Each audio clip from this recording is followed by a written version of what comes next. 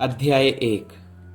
पूर्व युग में परमेश्वर ने बाप दादों से थोड़ा थोड़ा करके और भांति भांति से भविष्यद्वक्ताओं के द्वारा बातें कर इन अंतिम दिनों में हमसे पुत्र के द्वारा बातें की, जिसे उसने सारी वस्तुओं का वारिस ठहराया और उसी के द्वारा उसने सारी सृष्टि की रचना की है। वह उसकी महिमा का प्रकाश और उसके तत्व की शाप है, और वह सब वस्तुओं को अपनी सामर्थ्य के वचन से संभालता है। वह पापों को धोकर ऊंचे स्थानों पर महामहिमन के दाहिने जा बैठा और स्वर्गदूतों से उतना ही उत्तम ठहरा जितना उसने उनसे बड़े पद का वारिस होकर उत्तम नाम पाया। क्योंकि स्वर्गदूतों में से उसने कब किसी से कहा, तू मेरा पुत्र है, आज तू मुझसे उत्पन्न हुआ, और फिर यह, मैं उसका पिता हूंगा और वह मेरा पुत्र होगा।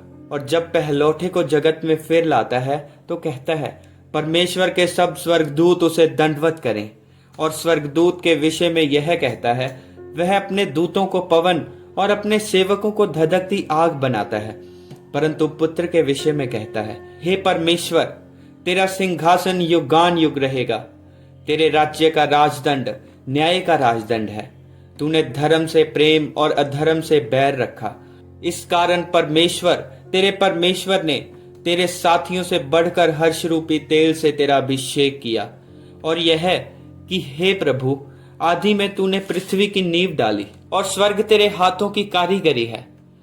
वे तो नष्ट हो जाएंगे, परंतु तू बना रहेगा। और वे सब वस्त्र के समान पुराने हो जाएंगे, और तू उन्हें चादर के समान लपेटेगा।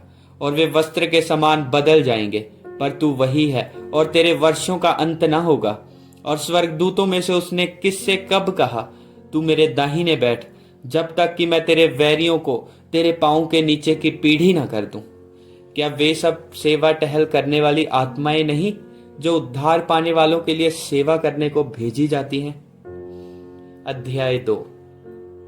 इस कारण चाहिए कि हम उन बातों पर जो हमने सुनी है और भी मन लगाएं, ऐसा न हो कि बहकर उनसे दूर चले जाएं। क्योंकि जो वचन स्वर्गदूतों के द्वारा कहा गया था, जब वह स्थिर रहा और हर एक अपराध और आज्ञा ना मानने का ठीक ठीक बदला मिला, तो हम लोग ऐसे बड़े उद्धार से निश्चिंत रहकर कैसे बच सकते हैं, जिसकी चर्चा पहले पहल प्रभु के द्वारा हुई और सुनने वालों के द्वारा हमें इसका निश्चय हुआ। और साथ ही परमेश्वर भी अपनी इच्छा के अनुसार चिन्हों और अद्भुत कामों और नाना प्रकार के सामर्थ के कामों और पवित्र आत्मा के वरदानों के बांटने के द्वारा इसकी गवाही देता रहा। उसने उस आने वाले जगत को, जिसकी चर्चा हम कर रहे हैं, स्वर्गदूतों के अधीन न किया, वरन किसी ने कहीं यह गवाही दी है, मनुष्य क्या है कि तू उसकी सुधि लेता है, या मनुष्य का पुत्र क्या है कि तू उसकी चिंता करता है। तूने उसे स्वर्गदूत से कुछ ही कम किया। तूने उस पर महिमा और आदर का मुकुट रखा और उसे अपने हाथों के कामों पर अधिकार दिया। तूने सब कुछ उसके पांव के नीचे कर दिया। इसलिए जबकि उसने सब कुछ उसके अधीन कर दिया, तो उसने कुछ भी रख ना छोड़ा जो उसके अधीन ना हो। पर हम अब तक सब कुछ उसके अधीन नहीं देखते, पर हम यीशु को, जो स्वर्गदूतों से कुछ ही कम किया गया था, मृत्यु का दुख उठाने के कारण महिमा और आदर का मुकुट पहने हुए देखते हैं, ताकि परमेश्वर के अनुग्रह से वह हर एक मनुष्य के लिए मृत्यु का स्वाद चखे। क्योंकि जिसके लिए सब कुछ है और जिसके द्वारा सब कुछ है, उसे यही अच्छा लगा कि जब वह बहुत से पुत्रों को महिमा में पहुंचाए, तो उनके उद्धार के कर्ता को दुख उठाने के द्वारा सिद्ध करे। क्योंकि पवित्र करने वाला और जो पवित्र किए जाते हैं, सब एक ही मूल से हैं। इसी कारण वह उन्हें भाई कहने से नहीं लज्जाता। वह कहता है, मैं तेरा नाम अपने भाइयों को सुनाऊंगा, सभा के बीच में मैं तेरा भजन गाऊंगा। और फिर यह, मैं उस पर भरोसा रखूंगा। और फिर यह, देख, मैं उन लड़कों सहित जिसे परमेश्वर ने मुझे दिए हैं। इसलिए जबकि लड़के मांस और लहू के भागी हैं, तो वह आप भी उनके समान उनका सहभागी हो गया, ताकि मृत्यु के द्वारा उसे, जिसे मृत्यु पर शक्ति मिली थी, अर्थात शैतान को निकम्मा कर दे, और जितने मृत्यु के भय के मारे जीवन भर दास्तव में फंसे थे उन्हें छुड़ा ले, क्योंकि वह तो स्वर्गदूतों को नहीं वरन अब्राहम के वंश को संभालता है। इस कारण उसको चाहिए था कि सब बातों में अपने भाइयों के समान बने, जिससे वह उन बातों में जो परमेश्वर से संबंध रखती हैं एक दयालु और विश्वास योग्य महायाजक बने, ताकि लोगों के पापों के लिए प्रायश्चित करे। क्योंकि जब उसने परीक्षा की दशा में दुख उठाया तो वह उनकी भी सहायता कर सकता है जिनकी परीक्षा होती है। अध्याय 3। इसलिए हे पवित्र भाइयों, तुम जो स्वर्गीय बुल्लाहट में भागी हो, उस प्रेरित और महायाजक यीशु पर जिसे हम अंगीकार करते हैं ध्यान करो। वह अपने नियुक्त करने वाले के लिए विश्वास योग्य था, जैसा मूसा भी परमेश्वर के सारे घर में था, क्योंकि यीशु मूसा से इतना बढ़कर महिमा के योग्य समझा गया है, जितना कि घर का बनाने वाला घर से बढ़कर आदर रखता है। क्योंकि हर एक घर का कोई ना कोई बनाने वाला होता है, पर जिसने सब कुछ बनाया है वह परमेश्वर है। मूसा तो परमेश्वर के सारे घर में सेवक के समान विश्वास योग्य रहा कि जिन बातों का वर्णन होने वाला था उनकी गवाही दे, परंतु मसीह पुत्र के समान परमेश्वर के घर का अधिकारी है और उसका घर हम हैं, यदि हम साहस पर और अपनी आशा के घमंड पर अंत तक दृढ़ता से स्थिर रहें। अतः जैसा पवित्र आत्मा कहता है, यदि आज तुम उसका शब्द सुनो तो अपने मन को कठोर न करो, जैसा कि क्रोध दिलाने के समय और परीक्षा के दिन जंगल में किया था, जहां तुम्हारे बाप दादों ने मुझे जांच कर परखा और 40 वर्ष तक मेरे काम देखे। इस कारण मैं उस समय के लोगों से क्रोधित रहा और कहा, इनके मन सदा भटकते रहे और इन्होंने मेरे मार्ग को नहीं पहचाना। तब मैंने क्रोध में आकर शपथ खाई, वे मेरे विश्राम में प्रवेश करने न पाएंगे। हे भाइयों, चौकस रहो कि तुम में ऐसा बुरा और अविश्वासी मन न हो जो तुम्हें जीवते परमेश्वर से दूर हटा ले, वरन जिस दिन तक आज का दिन कहा जाता है, हर दिन एक दूसरे को समझाते रहो। ऐसा न हो कि तुम में से कोई जन पाप के छल में आकर कठोर हो जाए, क्योंकि हम मसीह के भागीदार हुए हैं, यदि हम अपने प्रथम भरोसे पर अंत तक दृढ़ता से स्थिर रहें। जैसा कहा जाता है, यदि आज तुम उसका शब्द सुनो तो अपने मनों को कठोर न करो, जैसा कि क्रोध दिलाने के समय किया था। भला किन लोगों ने सुनकर भी क्रोध दिलाया? क्या उन सब ने नहीं जो मूसा के द्वारा मिस्र से निकले थे? और वह 40 वर्ष तक किन लोगों से क्रोधित रहा? क्या उन्हीं से नहीं जिन्होंने पाप किया और उनके शव जंगल में पड़े रहे? और उसने किनसे शपथ खाई कि तुम मेरे विश्राम में प्रवेश करने ना पाओगे? क्या केवल उनसे नहीं जिन्होंने आज्ञा ना मानी? अतः हम देखते हैं कि वे अविश्वास के कारण प्रवेश ना कर सके। अध्याय 4। इसलिए जबकि उसके विश्राम में प्रवेश करने की प्रतिज्ञा अब तक है, तो हमें डरना चाहिए, ऐसा न हो कि तुम में से कोई जन उससे वंचित रह जाए। क्योंकि हमें उन्हीं की तरह सुसमाचार सुनाया गया है, पर सुने हुए वचन से उन्हें कुछ लाभ न हुआ, क्योंकि सुनने वालों के मन में विश्वास के साथ नहीं बैठा। परंतु हम जिन्होंने विश्वास किया है उस विश्राम में प्रवेश करते हैं, जैसा उसने कहा, मैंने अपने क्रोध में शपथ खाई कि वे मेरे विश्राम में प्रवेश करने ना पाएंगे।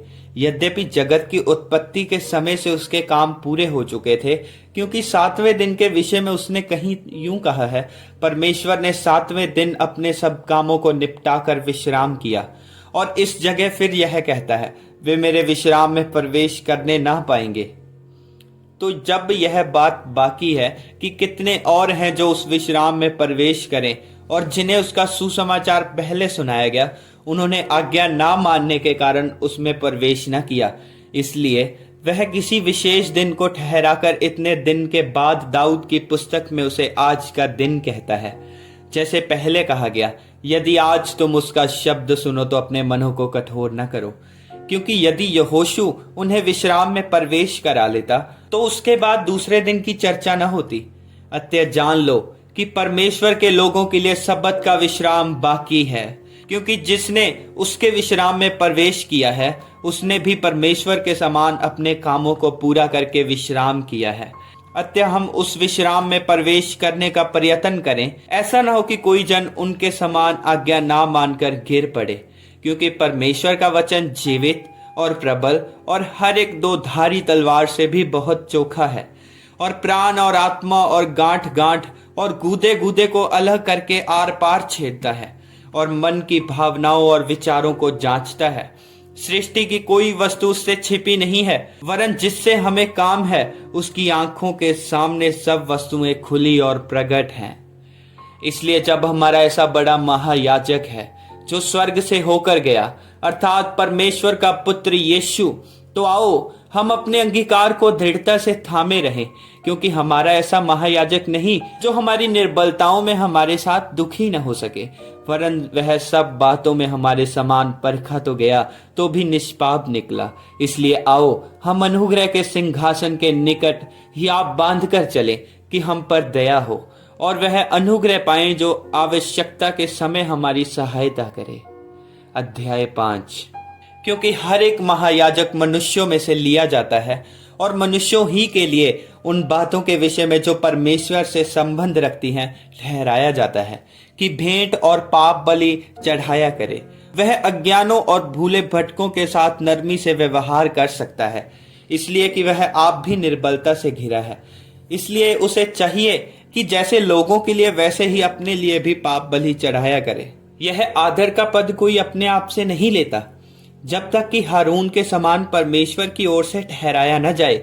वैसे ही मसीह ने भी महायाजक बनने की बड़ाई अपने आप से नहीं ली, पर उसको उसी ने दी जिसने उससे कहा था, तू मेरा पुत्र है, आज मैं ही ने तुझे उत्पन्न किया है। इसी प्रकार वह दूसरी जगह में भी कहता है, तू मलिकिसिदक की रीति पर सदा के लिए याजक है। यीशु ने अपनी देह में रहने के दिनों में ऊंचे शब्द से पुकार पुकार कर और आंसू बहा बहा कर उससे जो उसको मृत्यु से बचा सकता था प्रार्थनाएं और विनती की, और भक्ति के कारण उसकी सुनी गई। पुत्र होने पर भी उसने दुख उठा उठाकर आज्ञा माननी सीखी और सिद्ध बनकर अपने सब आज्ञा मानने वालों के लिए सदा काल के उद्धार का कारण हो गया, और उसे परमेश्वर की ओर से मलिकिसिदक की रीति पर महायाजक का पद मिला। इसके विषय में हमें बहुत सी बातें कहनी है जिनका समझाना भी कठिन है, इसलिए कि तुम ऊंचा सुनने लगे हो। समय के विचार से तो तुम्हें गुरु हो जाना चाहिए था, तो भी यह आवश्यक हो गया है कि कोई तुम्हें परमेश्वर के वचनों की आती शिक्षा फिर से सिखाए। तुम तो ऐसे हो गए हो कि तुम्हें अन्न के बदले अब तक दूध ही चाहिए, क्योंकि दूध पीने वाले बच्चे को तो धर्म के वचन की पहचान नहीं होती, क्योंकि वह बालक है, पर अन्न सियानों के लिए है, जिनकी ज्ञान इंद्रियां अभ्यास करते करते भले बुरे के भेद करने में निपुण हो गई हैं। अध्याय 6। इसलिए आओ मसीह की शिक्षा की आरंभ की बातों को छोड़कर हम सिद्धता की ओर आगे बढ़ते जाएं और मरे हुए कामों से मन फिराने और परमेश्वर पर विश्वास करने और बपतिस्मों और हाथ रखने और मरे हुओं के जी उठने और अंतिम न्याय की शिक्षा रूपी नींव फिर से न डालें। यदि परमेश्वर चाहे तो हम यही करेंगे, क्योंकि जिन्होंने एक बार ज्योति पाई और जो स्वर्गीय वरदान का स्वाद चख चुके हैं और पवित्र आत्मा के भागी हो चुके हैं और परमेश्वर के उत्तम वचन का और आने वाले युग की सामर्थ्य का स्वाद चख चुके हैं, यदि वे भटक जाएं तो उन्हें मन फिराव के लिए फिर नया बनाना अनहोना है, क्योंकि वे परमेश्वर के पुत्र को अपने लिए फिर क्रूस पर चढ़ाते हैं और प्रगट में उस पर कलंक लगाते हैं। क्योंकि जो भूमि वर्षा के पानी को जो उस पर बार बार पड़ता है पी पी कर जिन लोगों के लिए वह ज्योति बोई जाती है, उनके काम का सागपात उपजाती है, वह परमेश्वर से आशीष पाती है। पर यदि वह झाड़ी और ऊंट कटारे उगाती है तो निकम्मी और श्रापित होने पर है और उसका अंत जलाया जाना है। पर हे प्रियो, यद्यपि हम ये बातें कहते हैं तो भी तुम्हारे विषय में हम इससे अच्छी और उद्धार वाली बातों का भरोसा करते हैं, क्योंकि परमेश्वर अन्यायी नहीं कि तुम्हारे काम और उस प्रेम को भूल जाए जो तुमने उसके नाम के लिए इस रीति से दिखाया कि पवित्र लोगों की सेवा की और कर भी रहे हो।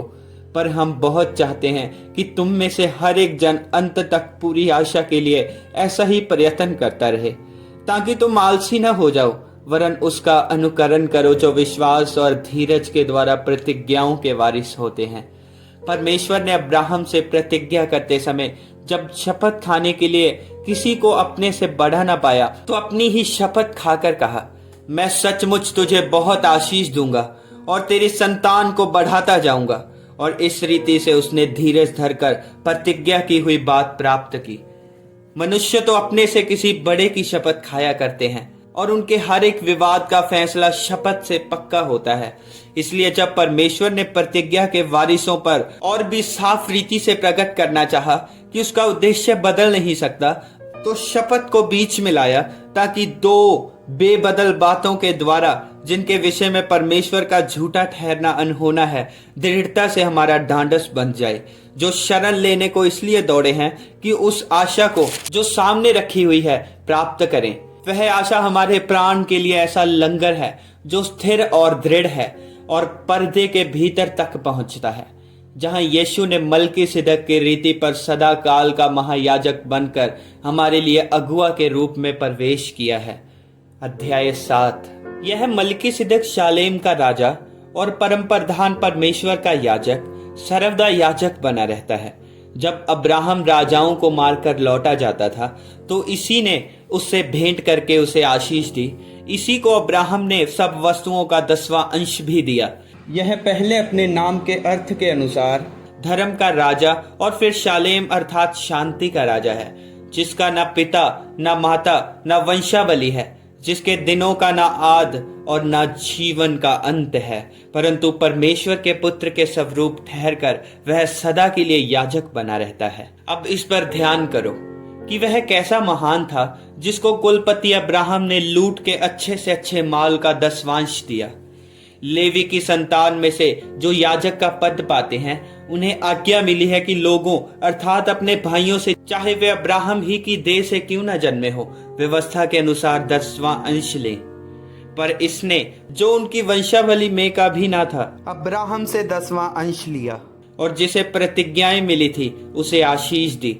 इसमें संदेह नहीं कि छोटा बड़े से आशीष पाता है। और यहाँ तो मरणहार मनुष्य 10वां अंश लेते हैं, पर वहां वही लेता है जिसकी गवाही दी जाती है कि वह जीवित है।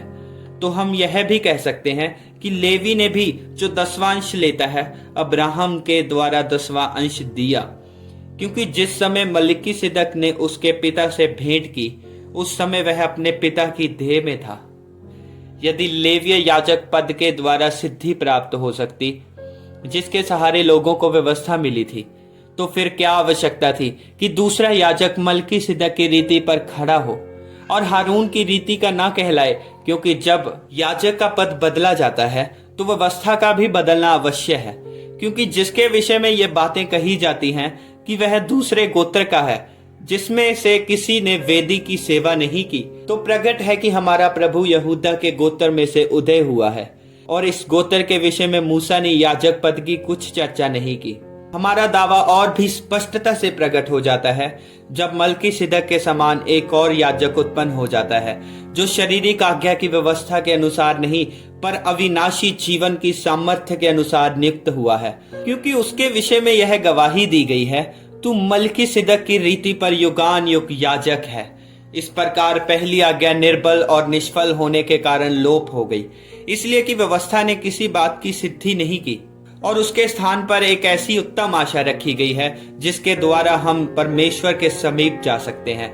मसीह की नियुक्ति बिना शपथ नहीं हुई, क्योंकि वे तो बिना शपथ याजक ठहराए गए, पर यह शपथ के साथ उसकी ओर से नियुक्त किया गया, जिसने उसके विषय में कहा, प्रभु ने शपथ खाई और वह उससे फिर ना पछताएगा कि तू युगान युग याजक है।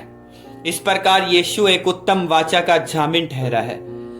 वे तो बहुत बड़ी संख्या में याजक बनते आए। इसका कारण यह था कि मृत्यु उन्हें रहने नहीं देती थी, पर यह युगान युग रहता है। इस कारण उसका याजक पद अटल है। इसलिए जो उसके द्वारा परमेश्वर के पास आते हैं, वह उनका पूरा पूरा उद्धार कर सकता है, क्योंकि वह उनके लिए विनती करने को सर्वदा जीवित है।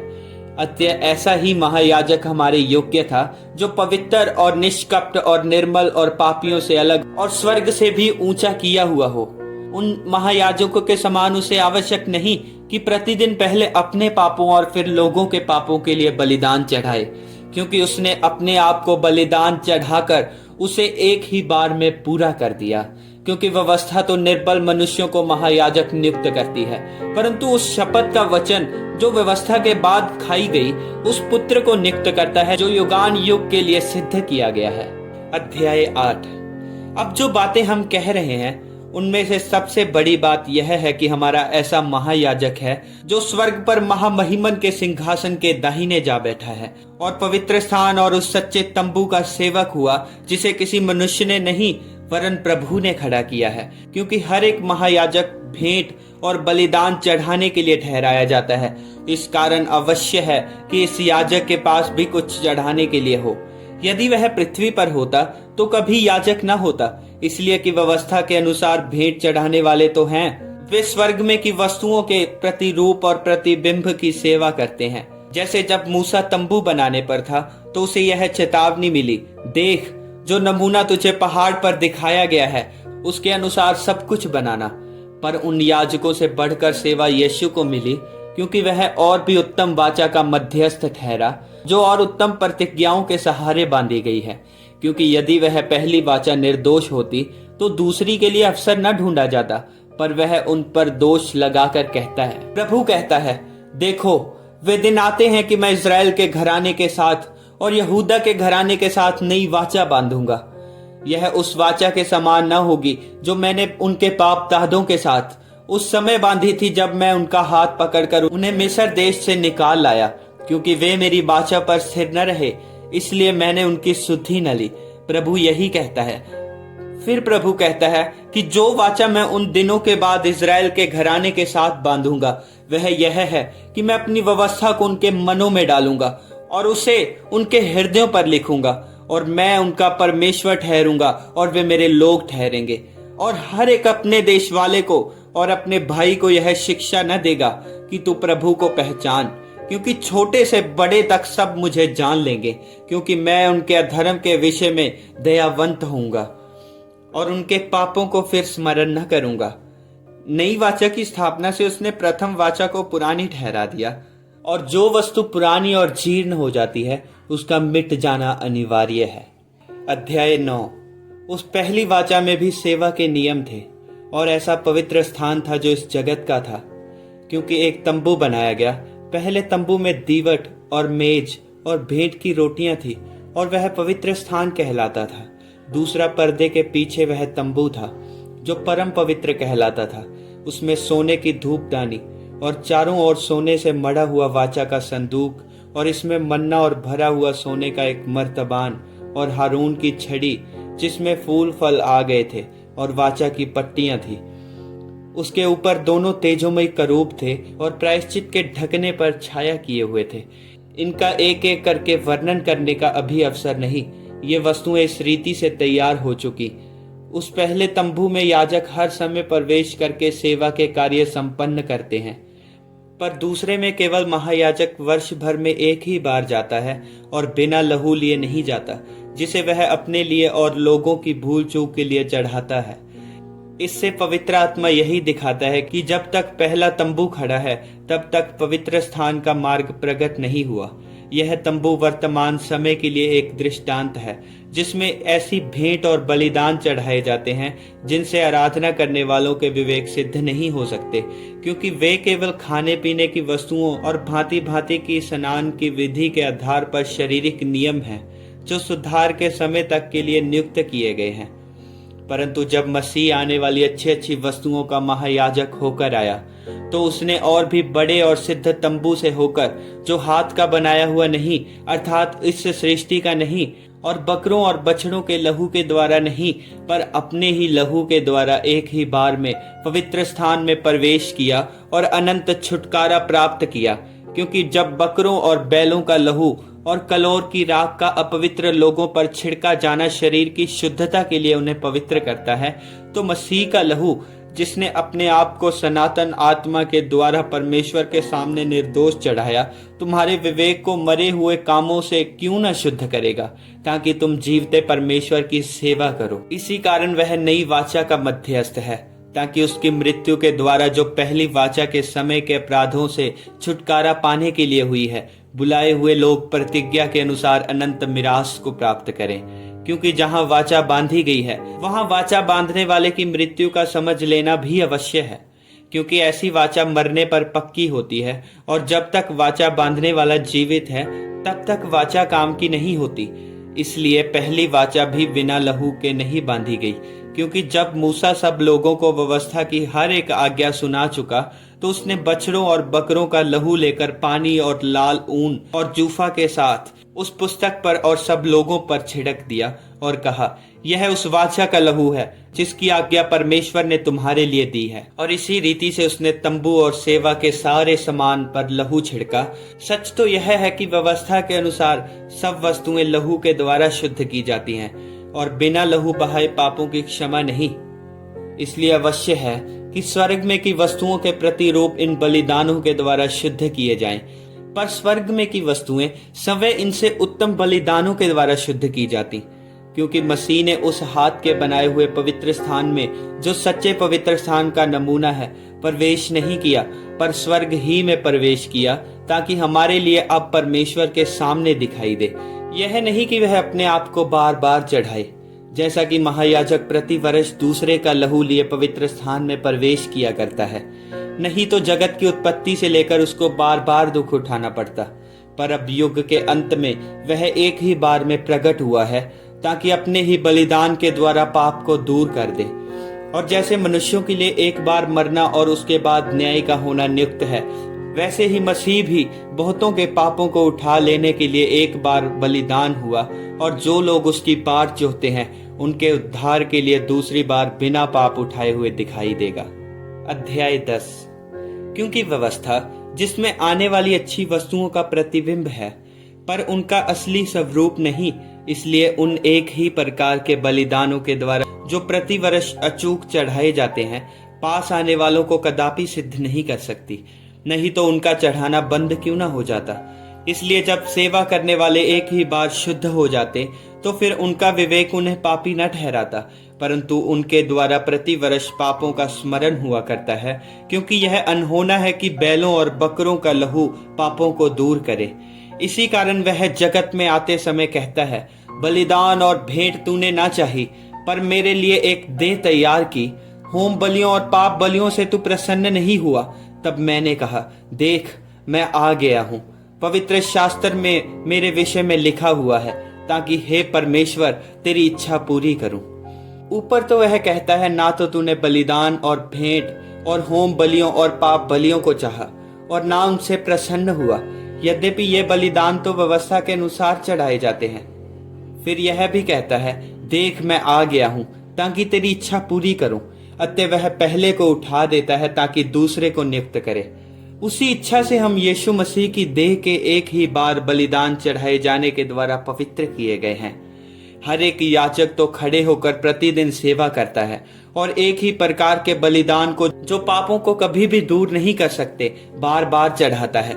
परंतु यह व्यक्ति तो पापों के बदले एक ही बलिदान सर्वदा के लिए चढ़ाकर परमेश्वर के दाहिने जा बैठा, और उसी समय से इसकी बाट जोह रहा है कि उसके बैरी उसके पांव के नीचे की पीढ़ी बने, क्योंकि उसने एक ही चढ़ावे के द्वारा उन्हें जो पवित्र किए जाते हैं सर्वदा के लिए सिद्ध कर दिया है। और पवित्र आत्मा भी हमारी यही गवाही देता है, क्योंकि उसने पहले कहा था, प्रभु कहता है कि जो वाचा मैं उन दिनों के बाद उनसे बांधूंगा वह यह है कि मैं अपने नियमों को उनके हृदयों पर लिखूंगा और मैं उनके विवेक में डालूंगा। फिर वह यह कहता है, मैं उनके पापों को और उनके अधर्म के कामों को फिर कभी स्मरण न करूंगा, और जब इनकी क्षमा हो गई तो फिर पाप का बलिदान नहीं रहा। इसलिए हे भाइयों, जब हमें यीशु के लहू के द्वारा उस नए और जीवते मार्ग से पवित्र स्थान में प्रवेश करने का हियाब हो गया है, जो उसने पर्दे अर्थात अपने शरीर में होकर हमारे लिए अभिषेक किया है, और इसलिए कि हमारा ऐसा महान याजक है जो परमेश्वर के घर का अधिकारी है, तो आओ हम सच्चे मन और पूरे विश्वास के साथ और विवेक का दोष दूर करने के लिए हृदय पर छिड़काव लेकर और देह को शुद्ध जल से धुलवाकर परमेश्वर के समीप जाएं। आओ हम अपनी आशा के अंगीकार को दृढ़ता से थामे रहें, क्योंकि जिसने प्रतिज्ञा की है वह सच्चा है।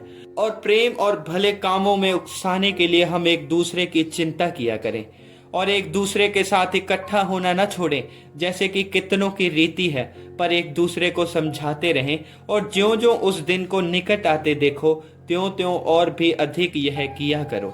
क्योंकि सच्चाई की पहचान प्राप्त करने के बाद यदि हम जानबूझकर पाप करते रहें तो पापों के लिए फिर कोई बलिदान बाकी नहीं।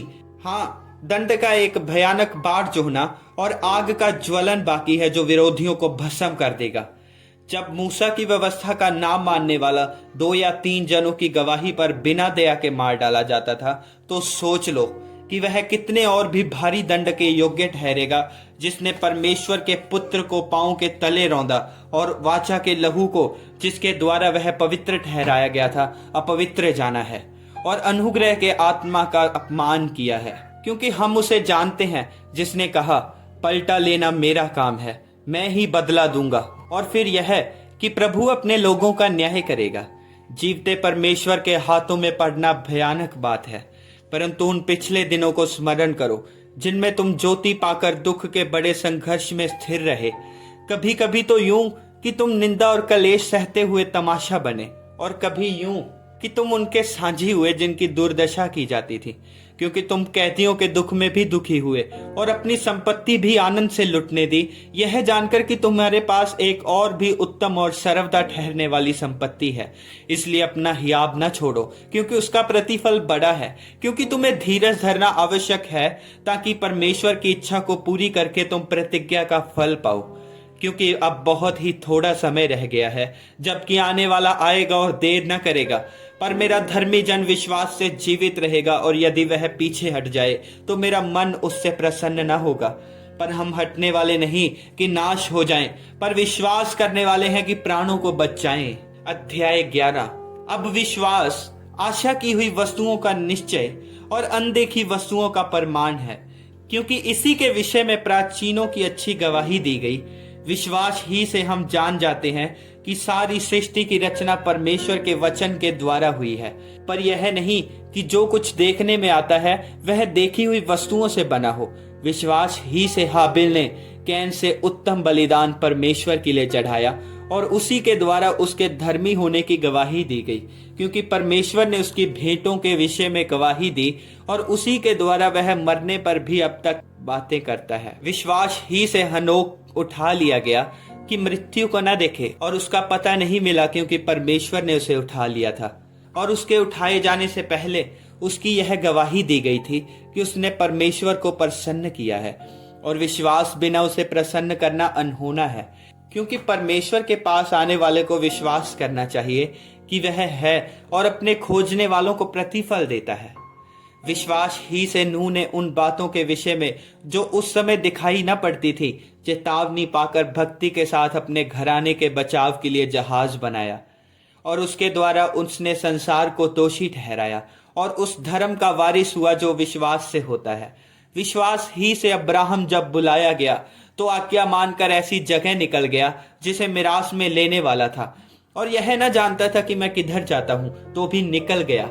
विश्वास ही से उसने प्रतिज्ञा किए हुए देश में, पराये देश में परदेशी के समान रहकर इसहाक और याकूब समेत जो उसके साथ उसी प्रतिज्ञा के वारिस थे तंबुओं में वास किया, क्योंकि वह उस स्थिर नींव वाले नगर की बाट जोहता था जिसका रचने वाला और बनाने वाला परमेश्वर है।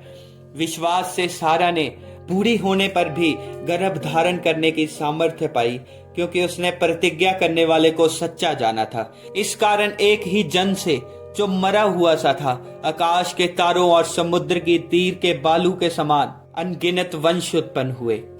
ये सब विश्वास ही की दशा में मरे, और उन्होंने प्रतिज्ञा की हुई वस्तुएं नहीं पाई, पर उन्हें दूर से देखकर आनंदित हुए और मान लिया कि हम पृथ्वी पर परदेशी और बाहरी हैं। जो ऐसी बातें कहते हैं वे प्रकट करते हैं कि सब देश की खोज में हैं, और जिस देश से वे निकल आए थे यदि उसकी शुद्धि करते तो उन्हें लौट जाने का अवसर था। पर वे एक उत्तम अर्थात स्वर्गीय देश के अभिलाषी हैं, इसीलिए परमेश्वर उनका परमेश्वर कहलाने में उनसे नहीं लज जाता, क्योंकि उसने उनके लिए एक नगर तैयार किया है। विश्वास ही से अब्राहम ने परखे जाने के समय में इसहाक को बलिदान चढ़ाया, और जिसने प्रतिज्ञाओं को सच माना था और जिससे यह कहा गया था इसहाक से तेरा वंश कहलाएगा, वही अपने इकलौते को चढ़ाने लगा, क्योंकि उसने मान लिया कि परमेश्वर सामर्थी है कि उसे मरे हुओं में से जिलाए। अतः उन्हीं में से दृष्टांत की रीति पर वह उसे फिर मिला। विश्वास ही से इसहाक ने याकूब और एसाव को आने वाली बातों के विषय में आशीष दी। विश्वास ही से याकूब ने मरते समय यूसुफ के दोनों पुत्रों में से एक एक को आशीष दी और अपनी लाठी के सिरे पर सहारा लेकर दंडवत किया। विश्वास ही से यूसुफ ने जब वह मरने पर था तो इजराइल की संतान के निकल जाने की चर्चा की और अपनी हड्डियों के विषय में आज्ञा दी। विश्वास ही से मूसा के माता पिता ने उसको उत्पन्न होने के बाद 3 महीने तक छिपा रखा, क्योंकि उन्होंने देखा कि बालक सुंदर है और वे राजा की आज्ञा से ना डरे। विश्वास ही से मूसा ने सियाना होकर फिरौन की बेटी का पुत्र कहलाने से इनकार किया, इसलिए कि उसे पाप में थोड़े दिन के सुख भोगने से परमेश्वर के लोगों के साथ दुख भोगना अधिक उत्तम लगा। उसने मसीह के कारण निंदित होने को मिस्र के भंडार से बड़ा धन समझा, क्योंकि उसकी आंखें फल पाने की ओर लगी थी। विश्वास ही से राजा के क्रोध से ना डरकर उसने मिस्र को छोड़ दिया, क्योंकि वह अनदेखे को मानो देखता हुआ दृढ़ रहा। विश्वास ही से उसने फंसे और लहू छिड़कने की विधि मानी कि पहलौठों का नाश करने वाला इजराइलियों पर हाथ न डाले। विश्वास ही से वे लाल समुद्र के पार ऐसे उतर गए जैसे सूखी भूमि पर से, पर जब मिस्रियों ने वैसा ही करना चाहा तो सब डूब मरे। विश्वास ही से यरीहो की शहर पना जब वे 7 दिन तक उसका चक्कर लगा चुके तो वह गिर पड़ी। विश्वास ही से राहाब वेश्या आज्ञा ना मानने वालों के साथ नष्ट नहीं हुई, इसलिए कि उसने भेदियों को कुशल से रखा था। अब और क्या कहूं, क्योंकि समय नहीं रहा कि गिदोन का और बाराक का और शिमशोन का और यिफ्तह का और दाऊद का और शमूएल का और भविष्यद्वक्ताओं का वर्णन करूं।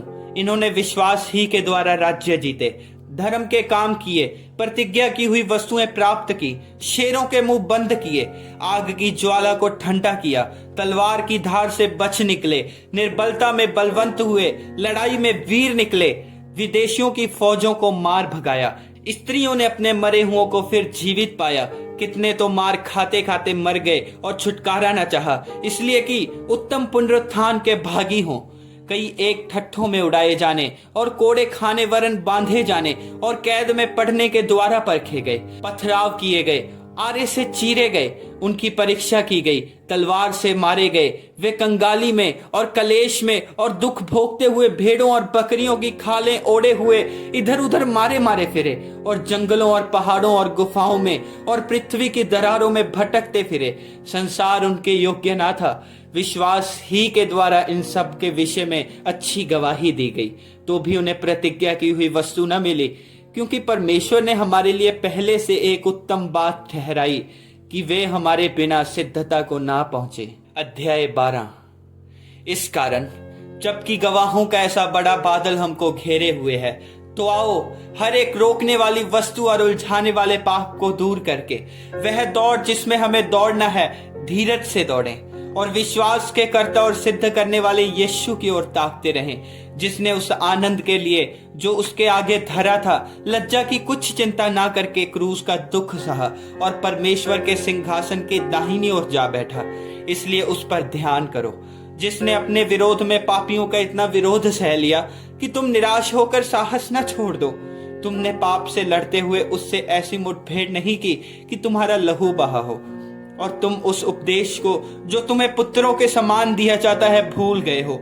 हे मेरे पुत्र, प्रभु की ताड़ना को हल्की बात न जान, और जब वह तुझे घुड़के तो साहस न छोड़, क्योंकि प्रभु जिससे प्रेम करता है उसकी ताड़ना भी करता है, और जिसे पुत्र बना लेता है उसको कोड़े भी लगाता है। तुम दुख को ताड़ना समझकर सह लो। परमेश्वर तुम्हें पुत्र जानकर तुम्हारे साथ बर्ताव करता है। वह कौन सा पुत्र है जिसकी ताड़ना पिता नहीं करता? यदि वह ताड़ना जिसके भागी सब होते हैं तुम्हारी नहीं हुई, तो तुम पुत्र नहीं पर भयविचार की संतान ठहरे। फिर जबकि हमारे शारीरिक पिता भी हमारी ताड़ना किया करते थे और हमने उनका आदर किया, तो क्या आत्माओं के पिता के और भी अधीन ना रहे, जिससे हम जीवित रहें? वे तो अपनी अपनी समझ के अनुसार थोड़े दिनों के लिए ताड़ना करते थे, पर वह तो हमारे लाभ के लिए करता है कि हम भी उसकी पवित्रता के भागी हो जाएं। वर्तमान में हर प्रकार की ताड़ना आनंद की नहीं पर शोक ही की बात दिखाई पड़ती है, तो भी जो उसको सहते सहते पक्के हो गए हैं, बाद में उन्हें चैन के साथ धर्म का प्रतिफल मिलता है। इसलिए ढीले हाथों और निर्बल घुटनों को सीधे करो और अपने पांव के लिए सीधे मार्ग बनाओ, कि लंगड़ा भटक न जाए पर भला चंगा हो जाए। सबसे मेल मिलाप रखो और उस पवित्रता के खोजी हो जिसके बिना कोई प्रभु को कदापि न देखेगा। ध्यान से देखते रहो, ऐसा न हो कि कोई परमेश्वर के अनुग्रह से वंचित रह जाए या कोई कड़वी जड़ फूटकर कष्ट दे और उसके द्वारा बहुत से लोग अशुद्ध हो जाएं। ऐसा न हो कि कोई जन भयविचारी या एसाव के समान अधर्मी हो, जिसने एक बार के भोजन के बदले अपने पहलौठे होने का पद बेच डाला। तुम जानते हो कि बाद में जब उसने आशीष पानी चाही तो अयोग्य गिना गया और आंसू बहा बहा कर खोजने पर भी मन फिराव का अवसर उसे न मिला। तुम तो उस पहाड़ के पास जो छुआ जा सकता था और आग से प्रज्वलित था, और काली घटा और अंधेरा और आंधी के पास और तुरही की ध्वनि और बोलने वाले के ऐसे शब्द के पास नहीं आए, जिसके सुनने वालों ने विनती की कि अब हमसे और बातें ना की जाएं, क्योंकि वे उस आज्ञा को ना सह सके। यदि कोई पशु भी पहाड़ को छुए तो उस पर पथराव किया जाए। और वह दर्शन ऐसा डरावना था कि मूसा ने कहा, मैं बहुत डरता और कांपता हूँ।